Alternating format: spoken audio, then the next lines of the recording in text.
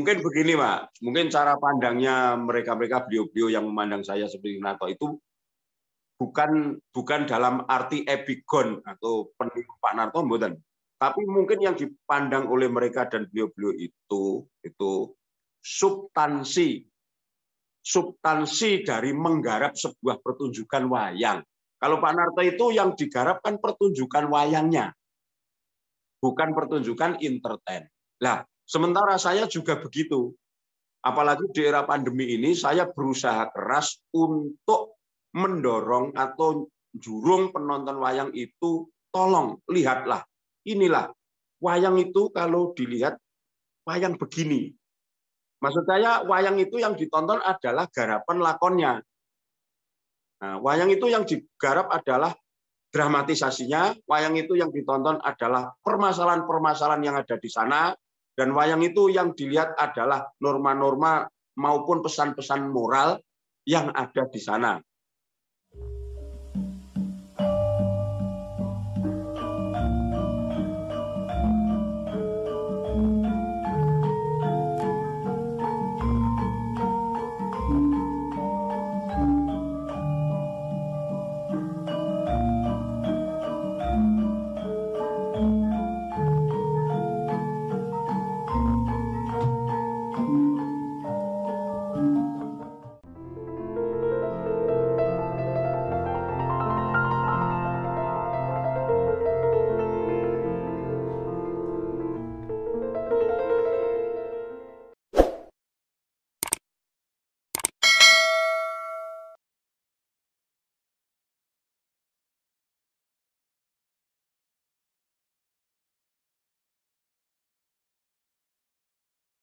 Assalamualaikum warahmatullahi wabarakatuh.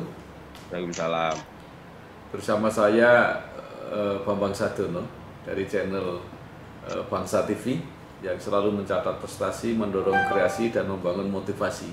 Kami sedang mempersiapkan beberapa video untuk mendukung ajaan atau gerakan untuk mengusulkan Maestro Dalang Ki Narto Sabdo sebagai pahlawan nasional. Gagasan ini dimulai dari seorang budayawan asal Semarang, yaitu Pak Jaya Suprana.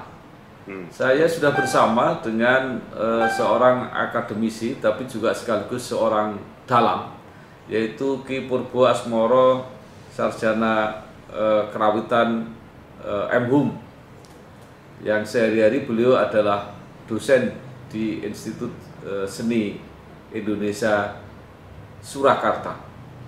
Apa kabar Pak Purbo? Ya Pak, baik-baik saja. Salam untuk semuanya. Ya.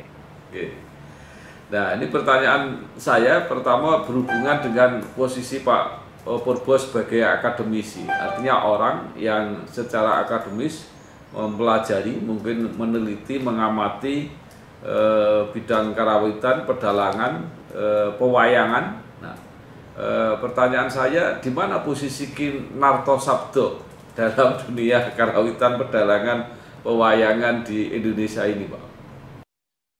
Tetap sebagai seorang maestro, seorang ya hampir mirip apa ya, empu sejati ya, empu sejati, dan beliau mumpuni di bidang pedalangan dan karawitan memang, karena memang berangkatnya itu dulu-dulunya dari seniman panggung, pengendang juga. Dan kalau menjadi dalang kan menurut sejarahnya itu kan akhir-akhir.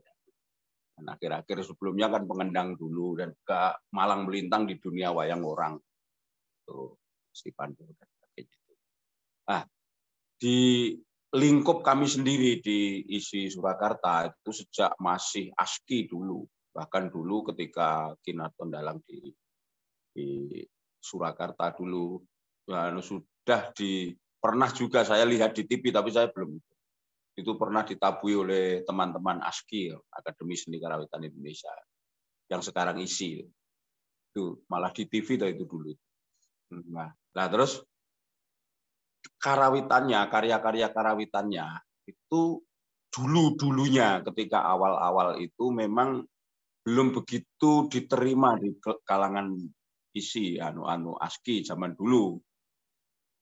karena ya memang diisi sendiri kan apa ya, konvensional dulu-dulunya, walaupun penggebrak tradisi ataupun pembaharu seni tradisi, tapi ketika itu gending-gending Kinarto Sabdo belum begitu masuk begitulah.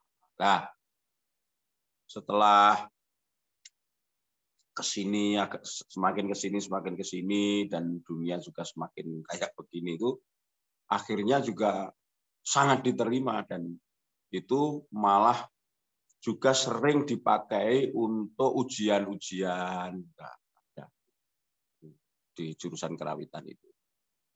Juga untuk penataan gending sebagai repertoar. Dan banyak menginspirasi juga dari teman-teman. Nah, kalau hubungannya dengan saya secara pribadi, garap pakliran saya, ini karawitan dulu ya, karawitan dulu. Karya-karya Pak Narto itu memang sejak awal itu banyak saya pakai untuk repertoar iringan karawitan pakliran garap saya.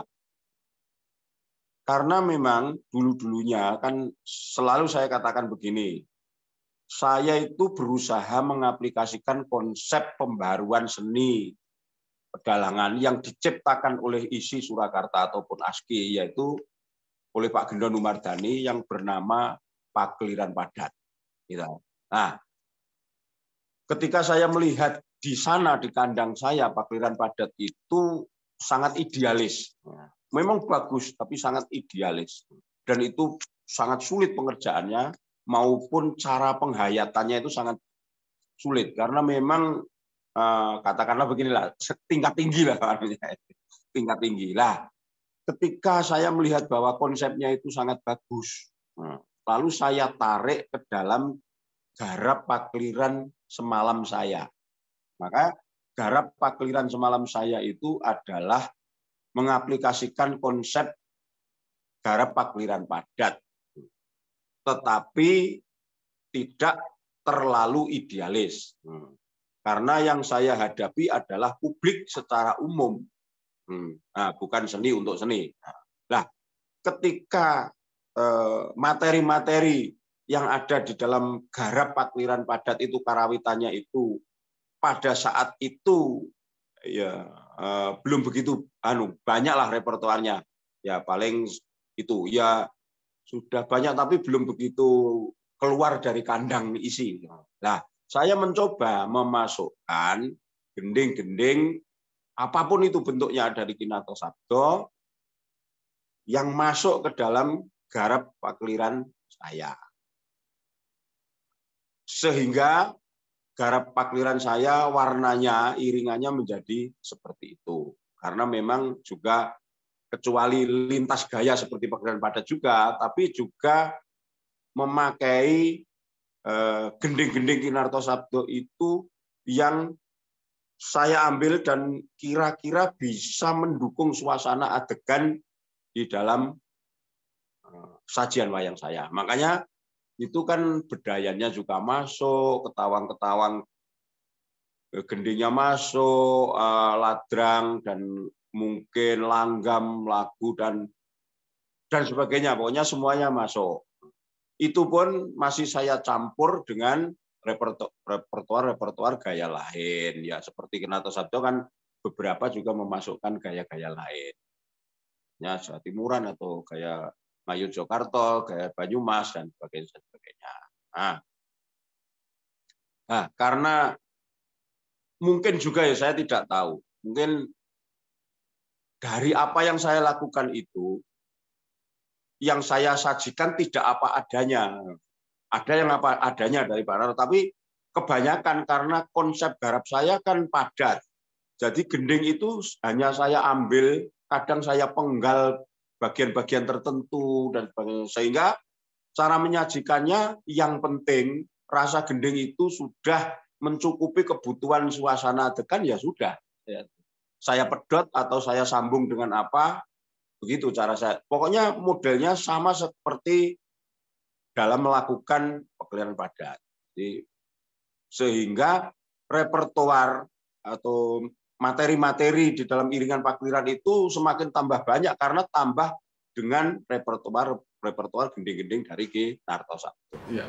Pak Purbo, saya ingin kembali mendalami posisi Ki Narto ini. Jadi sekarang diisi itu Ki Narto sudah menjadi apa? Rujukan, menjadi referensi, panutan, atau semacam apa? Atau kalau diperbandingkan yang sejajar dengan Ki Narto dalam posisi akademis diisi itu siapa misalnya? Begini, kalau Pak Narto itu kelebihannya masalahnya kan double-double, Pak. Kalau diempu di tempat kami ya ada misalnya seperti almarhum Pak Marto Pengrawit, Pak Mloyo Widodo dan sebagainya. Namun kebanyakan beliau-beliau itu ahli di dalam bidang karawitan.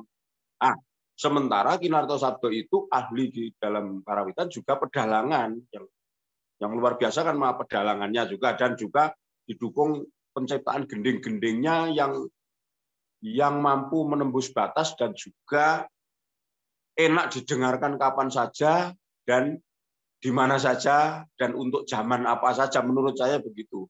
Karena sampai sekarang pun karya-karya beliau itu sudah sangat mendunia dari semua elemen apapun. Ya makanya sampai masuk ke ranah musik campur sari masuk ke macam-macam lah, pokoknya masuk kemana-mana karya Pak Narto itu dan sangat menginspirasi dari para seniman-seniman pencipta-pencipta gending di era sesudah Ki Narto Sabdo. Jadi artinya Narto Sabdo itu yang paling lengkap gitu ya, artinya menguasai paling lengkap. Jadi hampir tidak ada yang seperti almarhum gitu ya kira-kira. Masalahnya tadi double kepiawaian tadi. Satu di dalam pedalangannya itu juga luar biasa ya garapannya, baik dari segi dramatisasi maupun secara sastra juga iya. Lah, dipertegas ataupun diperlengkap lagi dengan karya-karya karawitannya itu. Ya banyak empu-empu karawitan yang produktif itu banyak, Pak. Tapi karena ketika itu menciptakan gendingnya itu sampai bisa menembus batas dan bisa melalui beberapa dekade zaman. Sehingga walaupun banyak empu-empu karawitan yang menciptakan gending, tapi kenyataan di lapangan itu bukti fakta bahwa gending-gending karya Ki Narto Sabdo itu adalah sangat banyak diterima di semua elemen dan pokoknya bisa diterima di sepanjang dekade sesudahnya gitu loh. Dan kenyataannya sampai sekarang di era penciptaan gending-gending baru pun yang sama sekali beda dengan karya-karya Ki Narto, susunan-susunan mungkin oleh empu-empu sekarang atau komponis-komponis sekarang itu mungkin sama sekali beda. Tapi kenyataannya gending-gending karya Ki Narto Sabdo itu juga masih sampai sekarang dan masih menggelegar di dunia kesenian kita. Ya, jadi sekali lagi saya coba simpulkan di dunia akademis kerawitan pedalangan, Ki Narto sampai sekarang masih menjadi apa ya Pak, objek studi gitu kira-kira, masih menjadi masih jelas masih. Ya. Nah, sekarang kembali yang ke Pak Purbo sendiri. Nah, ini Pak Purbo kenapa apa ya boleh dikata terinspirasi atau mengembangkan atau mungkin mengambil gagasan dari karya-karya Ki Narto itu tidak sengaja gitu terpengaruh begitu atau memang dengan sadar bahwa ini harus mengambil dari Pak Narto gitu. Begini, tadi yang banyak saya ambil itu repertoar gending-gendingnya, Pak. Kalau wayang garap wayangnya itu tidak begitu banyak. Karena saya berangkatnya tadi yaitu saya dari mengimplementasikan konsep garap pagliran padat tadi. Namun demikian juga mungkin ala Pak Narto pun juga saya paham karena memang saya sejak kecil juga kadang sering mendengarkan walaupun tidak begitu terlalu pokoknya Kinartoisme kan tidak begitu kalau saya. Kalau saya itu semua dalang kan saya pelajari, saya lihat, Pak. Jadi saya seperti Mbah Darman juga saya lihat, Pak Anum saya lihat, Pak Mantap saya lihat, Pak Anum dari semua dan semua empu juga saya lihat. Dan saya mengambil dari sisi tertentu dari beliau-beliau itu, apanya ya itu yang bisa menghidupkan Pakliran itu di bagian mana? Oh ini, caranya begini. Termasuk dari Pak Narto juga itu mungkin cara mendramakannya begitu. Begitu. Jadi suaranya itu dengan 2 suara saja bisa, tapi yang penting itu penekanannya atau mungkin volume dan sebagainya itu yang saya pelajari. Dan ketika itu gending-gending Pak Narto itu kan kalau beliau yang memakai itu kan dipakai secara konvensional, Pak Mas Ian. Ya, gending itu disajikan secara utuh. Lah bedanya kalau sudah setelah saya ambil, seperti tadi saya katakan, ya saya ambil yang saya perlukan saja. Misalnya bedayan, misalnya gending bedayan, misalnya yang setengah kilo legundang itu kan ya panjang. Tapi kalau untuk Pakliran saya, karena kebutuhan atraksi saya di dalam gending itu saya gunakan sebagian saja, ya selesai saya tabrak saja. Seperti garap padat, saya tabrak dengan sulung, gitu saja sudah selesai. Tapi nuansa dan rasa dari bedayan Logondang tadi sudah masuk untuk adegan Astina. Misalnya begitu. Cara-cara saya memakai itu. Termasuk juga garap-garap yang lain.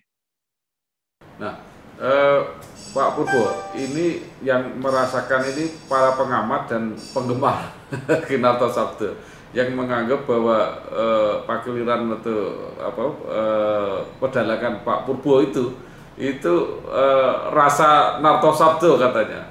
Gimana komentar Pak Purbo? Wah, itu kalau sudah begitu kan monggo. Tapi mungkin juga begini loh, kalau saya disuruh menirukan sampai ke suaranya, ya mungkin rakitan sidik-sidik ya saya bisa lah. Apalagi kalau baca naskah dari transkrip pegelaran Pak Narto, terus saya disuruh menirukan, ini mungkin juga agak bisa lah. Begitupun menirukan Mbah Gonto Darman, kalau memang saya disuruh begitu ya insya Allah saya akan berusaha. Itu ya, saya kan kulino niro kayak minco gitu loh, Pak. Tapi kalau wujudnya kok seperti Pak Narto, ya itu monggo yang menilai. Tapi yang jelas saya adalah memang mengambil gending-gendingnya Kinarto Sabdo, gitu. Tapi aplikasi konsep garap Pakliran padat. Nah, jadi nek Pak Narto disajikan secara utuh, nek saya terpenggal-penggal dan menurut konsep Pakliran padat. Nah, mungkin rasanya bisa juga di sana sini agak ada yang seperti rasa Kinarto Sabdo, mungkin juga tidak. Jadi ya memang begitulah, saya itu campuran. Memang Pakliran padat itu kan campuran. Nah, bagi saya yang penting yang jelas beda adalah konsep penggarapan lakonnya. Misalnya Banjaran ataupun apa itu modelnya lain misalnya. Karena kalau konsep saya yang akhir-akhir juga sudah tidak konvensional. Jadi cara memandang sebuah lakon itu sudah tidak konvensional. Misalnya saya tidak pernah juga menyebutkan bahwa Somben ini bakal enek perang Bratayuda Jaya Binangun. Barangkali itu tidak, karena itu konsep-konsep konvensional. Nah, lah konsep saya adalah ya ada garap adegan itu garap penokoane, konsep aplikasi dari konsep temanya itu saya masukkan semampu saya. Ya, Pak Purbo, mungkin kenapa orang lebih mengenali Pak Purbo diidentifikasi seperti Pak Narto? Mungkin karena Pak Narto ini kan termasuk dalang yang sangat populer sehingga penggemarnya banyak sekali. Banyak orang yang sudah sangat fanatik terhadap Kinarto. Mungkin begini, Pak. Mungkin cara pandangnya mereka beliau-beliau yang memandang saya seperti Kinarto itu bukan dalam arti epigon atau peniru Pak Narto, mboten. Tapi mungkin yang dipandang oleh mereka dan beliau-beliau itu substansi dari menggarap sebuah pertunjukan wayang. Kalau Pak Narto itu yang digarapkan pertunjukan wayangnya, bukan pertunjukan entertain. Lah, sementara saya juga begitu. Apalagi di era pandemi ini, saya berusaha keras untuk mendorong atau jurung penonton wayang itu, tolong lihatlah, inilah wayang itu kalau dilihat wayang begini. Maksud saya wayang itu yang ditonton adalah garapan lakonnya. Nah, wayang itu yang digarap adalah dramatisasinya, wayang itu yang ditonton adalah permasalahan-permasalahan yang ada di sana, dan wayang itu yang dilihat adalah norma-norma maupun pesan-pesan moral yang ada di sana. Gending-gending yang menyatu dengan dramatisasi Pagliran dan sebagainya. Yang ditonton itu adalah hidupnya wayang, bukan hidupnya hanya entertainment.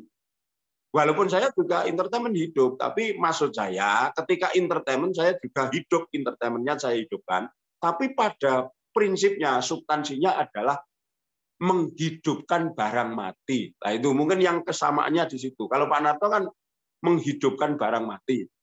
Makanya Pak Narto itu kalau drama di dalam Pagliran, nek basa Jawa nipun koyo iya gitu.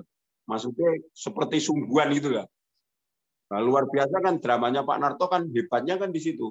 Jadi apalagi ketika itu zamannya kan zaman audio belum visual. Nah, sehingga ketika audio itu merajalela, tape recorder itu di mana-mana ketika tahun 60-an berapa 70-an itu ya cocok sekali karena sesuatu itu hadir tepat dengan zamannya.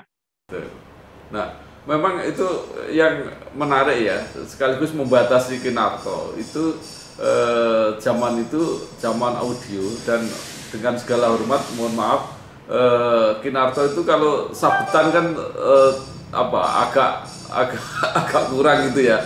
Jadi artinya memang kekuatannya di situ. Jadi sekarang kalau Ki Purbo meneruskan yang kehebatannya Pak Narto kemudian ditambah yang sabetan yang lain-lain, wah itu malah makin sempurna.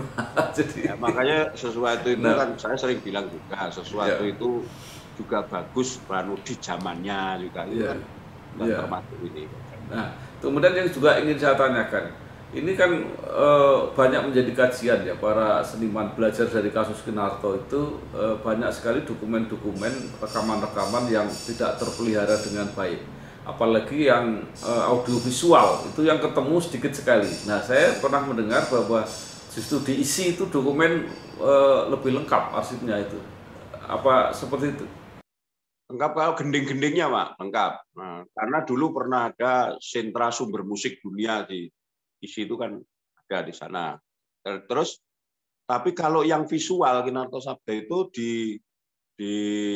dokumen jurusan pedalangan itu kayaknya yang ada itu cuma yang itu Pak, yang mendalang di Jakarta itu loh, yang di Bimo Suci atau di Uruci itu cuma itu kan, lainnya kan kayaknya tidak ada karena memang dulunya ya belum zaman itu. Ya, sebenarnya tahun awal 80-an ya atau akhir 70-an itu 79 atau apa itu, Pak Narto itu pernah pentas di Semarang, siarkan TVRI. Jadi kalau TVRI masih punya mungkin ada itu. Mungkin TVRI, dan juga saya pernah nonton di Kleco sana di pinggir jalan itu lakonnya Pendowo Gubah itu ya kayaknya di video syuting gitu. Oh itu saya sudah kok awal-awal ASKI itu. Pertanyaan saya, Pak Purbo sempat nggak komunikasi dengan Pak Narto? Oh belum pernah. Sama sekali belum pernah. Malah paman saya yang rumahnya Semarang itu sering sebo ke sana, tapi ketika itu saya ya kurang gimana ya, saya itu ketika kecil kurang kendel Pak. Umpama saya ikut paman saya itu pasti ya sudah sana, tapi saya memang belum. Kalau saya saya tahun 78 itu sudah wawancara dengan Ki Narto Sabda itu. Jadi sampai beliau meninggal saya sering ketemu. Nah, sekarang terakhir Pak Purbo, pertanyaan saya. Ini kan ada gagasan untuk mengusulkan Ki Narto Sabda sebagai pahlawan nasional karena referensinya ada seperti Ismail Marzuki itu pahlawan nasional. Bagaimana pendapat Pak Purbo? Menurut saya ya sangat pantas karena sebelum itu Pak Narto itu kan sudah menerima bintang Mahaputra Nararya. Nah, itu kan sebagai pijakan saya kan sudah sangat bagus, dan maksud saya yang di depan saya berkata, walaupun banyak empu-empu karawitan yang menciptakan gending, tapi kenyataannya yang sangat ngebum itu karya Kinato Sabdo itu bukan berarti menyepelekan atau mengesampingkan karya-karya empu-empu yang lain, tidak. Maksud saya, yang booming dan sepanjang masa kenyataannya dan diterima di semua elemen, yang sulit itu kan menciptakan sebuah gending itu kan bisa diterima di semua lapisan itu loh. Maksud saya sampai di pelosok non jauh di desa dan di pegunungan itu pasti tahu gending-gending, walaupun hanya sekedar rujak jeruk atau apalah itu kan semua orang kan tahu sampai di pelosok-pelosok desa. Dan karyanya itu maksudnya yang sebanyak karya Pak Narto itu kan saya kok belum ya. Yang booming semua. Jadi karyanya itu sangat banyak dan booming semua gitu. Hampir booming semua. Baik kuantitas maupun kualitasnya istimewa lah gitu ya kira-kira. Ya, yang jelas kalau itu mungkin juga yang tahu poro-poro jambur karawitan. Tapi kalau yang saya tahu lagunya kan enak didengar dan mudah dilakukan. Nah ini tidak boleh disepelekan, mudah dilakukan karena lagu itu kalau sifatnya mudah itu kan juga mudah ditirukan oleh banyak kalangan kan begitu. Baik, Ki Purbo Asmoro Eskar M. Hum, dosen Institut Seni Indonesia Surakarta, sekaligus juga dalang yang tidak kalah terkenal. Terima kasih atas semua komentarnya dan dukungannya untuk mengusulkan Kinato Sabdo sebagai pahlawan nasional. Sekali lagi terima kasih, sukses, matur nuwun, wassalamualaikum warahmatullahi wabarakatuh. Terima kasih Pak Purbo. Terima kasih. Matur nuwun nggih. Sama-sama.